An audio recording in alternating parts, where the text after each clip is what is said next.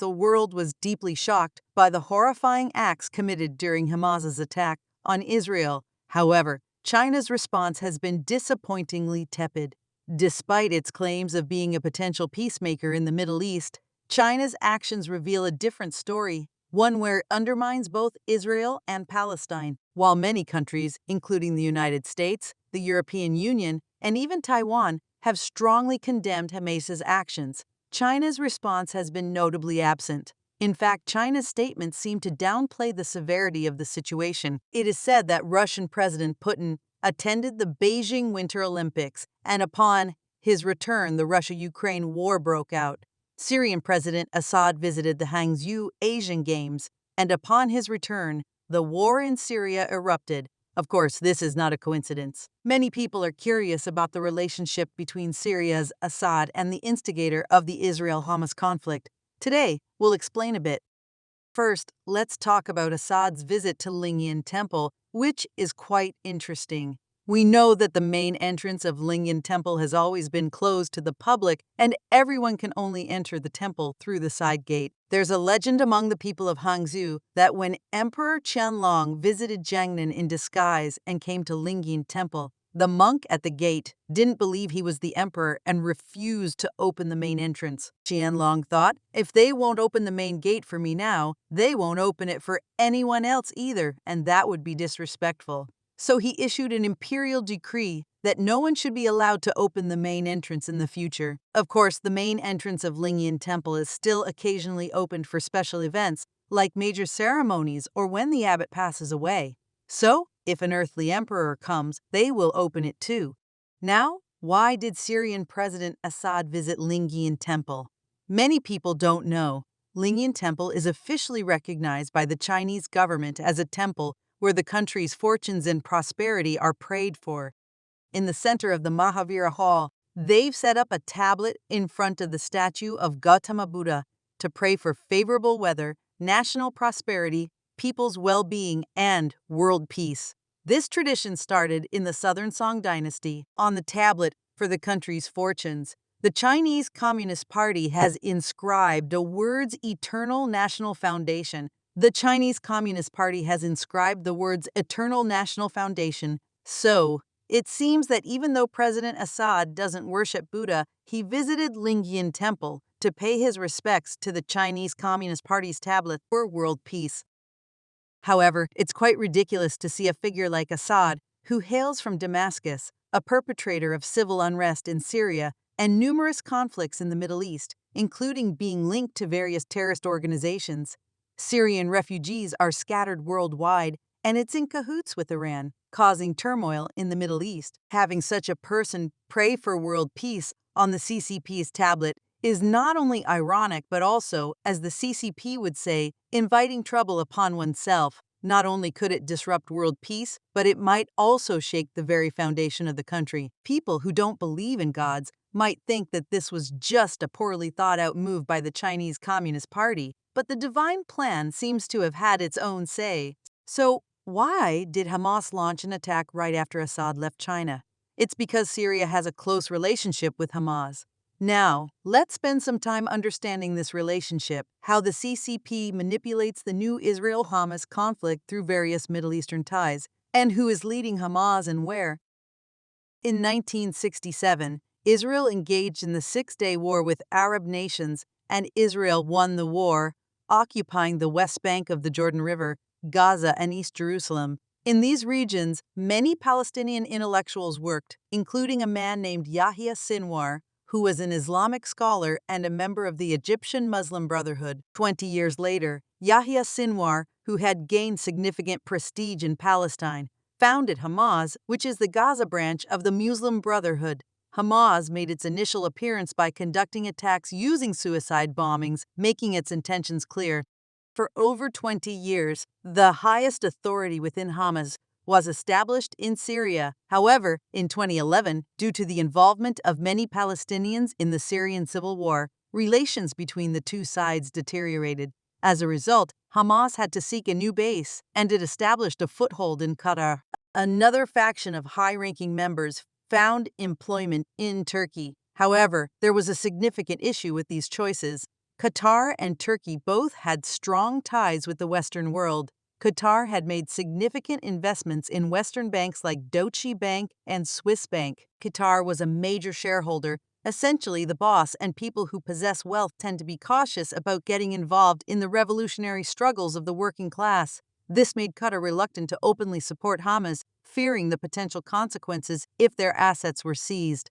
Turkey faced similar challenges. As a major nation and a member of NATO, it had the luxury to take sides and make public statements. However, if it had to engage in actual hostilities or serious confrontations, it was not a practical option. So, the only logical choice for Hamas, with the audacity to confront international powers, was Syria. This is why settling Hamas leadership in Syria was the most suitable option. China also played a role in this alliance. There were two key conditions. Firstly, Russia's capabilities weakened due to the Russia-Ukraine conflict, making it unable to continue supporting Syria. The Wagner Group, the private military company supporting Bashar al-Assad, was reassigned to the Ukraine front. Secondly, China offered significant financial support to replace Russia's influence in Syria. This included the so-called $400 billion Syrian post-war reconstruction project, which China easily provided through its Belt and Road Initiative. At least some of the money was handed over to Assad, and Chinese construction companies were awarded contracts for rebuilding. Essentially, Assad would use this money to pay back China in a way. The reality is, when a country at war receives a significant amount of money, its primary focus is on waging war, not rebuilding. China wasn't foolish enough to give money to Assad just to finance more conflict. They had their own goals. The money served a dual purpose. It allowed Chinese elites to profit from the Belt and Road Initiative and, more importantly, continued to make Syria a thorn in the side of the United States in the Middle East. The specific method to achieve this was to restore Hamas's leadership. By doing so, Hamas could spearhead turmoil in Israel, which is a soft spot for the United States. Any Israeli action would inevitably lead to consequences in the Middle East and impact U.S. interests, potentially even triggering a new round of conflict in the region. This was the Chinese Communist Party's clever calculation. Once turmoil erupted in the Middle East, China would benefit, particularly concerning the Taiwan issue, which would offer them even greater benefits than the $40 billion granted to Syria. This aligns with Xi Jinping's vision of a community of common destiny for mankind, which aims to establish China's standard for global peace.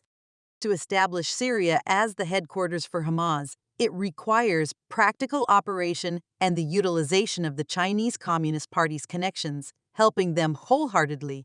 We talked about Hamas's weapons, and whether they were produced by Iran or Syria, the origin traces back to the Chinese Communist Party. Did Israel's Mossad know about this? Of course they did. In fact, Israel's experts and their intelligence agencies have exposed this for a long time. It has even been publicly discussed. There were some key transit countries in this regard, and Sudan was one of them. Sudan had long maintained a close relationship with the Chinese Communist Party for decades. In the 1970s, when the Chinese Communist Party was almost impoverished, it provided significant economic assistance to Sudan. Omar al-Bashir, the former president of Sudan, was a close ally of the Chinese Communist Party, and the current head of the Sovereignty Council of Sudan, General Abdel Fattah al-Burhan, also had good relations. In fact, Xi Jinping met with al-Burhan at the end of last year, calling the two countries good friends and good brothers in adversity. So, what did these good brothers in Africa do for the Chinese Communist Party? According to a 2009 report from the Israel Institute for National Security Studies, since Israel's withdrawal from Gaza in 2005, Hamas has been making efforts to acquire various weapons from outside sources. They imported these weapons through underground tunnel systems between Gaza and Rafah, Egypt. Hamas's weapons were shipped via sea from Lebanon or Sudan and smuggled into the Sinai Peninsula, eventually reaching Gaza through these tunnels. Hamas possessed a type of rocket with a range of almost 40 kilometers, originally derived from the Soviet Union's Grad multiple rocket launcher system with a 122-millimeter diameter. Many countries later developed similar launchers and various rocket types based on this system, with some being single-shot and some multiple. Russia, Romania, Iran, and China were among the producers. However, Russian Grad rockets usually had a range of around 20 kilometers, whereas Hamas's rockets had a range of about 40 kilometers and were labeled as made in China. There was no sign of Iran manufacturing such rockets. So, it was quite clear that Iran acted as a middleman, transferring Chinese-manufactured rockets to Hamas. A report from the Israel Institute for National Security Studies listed 5 different types of 122mm rockets supplied by China. In 2008, during Hamas's rocket attacks on Israel, they fired 6,300 rockets and mortar shells, including these Chinese-manufactured 122mm rockets. The Israeli military noted that these Chinese rockets had a range twice that of the original Soviet Grad rockets and 4 times that of the Qassam rockets. They also caused even greater damage, with shrapnel scattering up to 100 meters from the point of impact.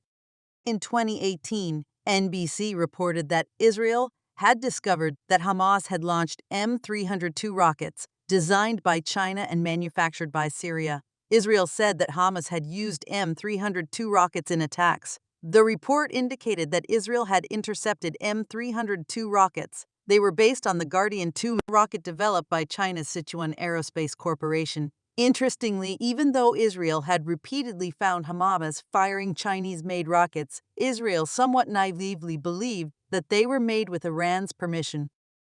It was an assumption that China's relationship with the Israeli military was closer, implying that China needed Israel and would not want to antagonize Israel by giving rockets to Hamas, but the reality was different. In 2018, Israel intercepted a Panamanian-flagged ship called the Classy in the Red Sea. On board, they discovered 40 units of M302 type weapons. A United Nations expert panel concluded that these M302 rockets were from Iran and were destined for Sudan. It stated that these M302 missiles on the closed sea came from an Iranian port and were transported to Iraq before being shipped to Sudan. Some M302 missiles were successfully smuggled into Gaza en route. North Korea has been providing military assistance to Hamas, particularly in constructing underground tunnels to bypass the isolation barrier surrounding Gaza. Hamas dug multiple tunnels to connect Sinai in Egypt and the southern desert area of Israel. In these tunnels, adult males could move around freely, with facilities to sustain them for months. These tunnels were also used to transport weapons and necessities. North Korea's tunneling technology, which aided Hamas, can be traced back to the Chinese Railway Engineering Corps. North Korea's subway stations were built by this Chinese corps. So in essence, North Korea owes its tunneling technology, which became the basis for these terrifying underground tunnels, to General Chen Jing, who led the digging of underground tunnels during the Korean War. The Israeli people did not comprehend that the Chinese Communist Party's conflict with the civilized world has never ceased. The Chinese Communist Party has been using various clever methods. They exploit Hamas's brutality and Israel's technology. In international trade in the World Trade Organization, in the underground tunnels of Hamas, the presence of the Chinese Communist Party is everywhere, just like a terrifying plague that continues to spread.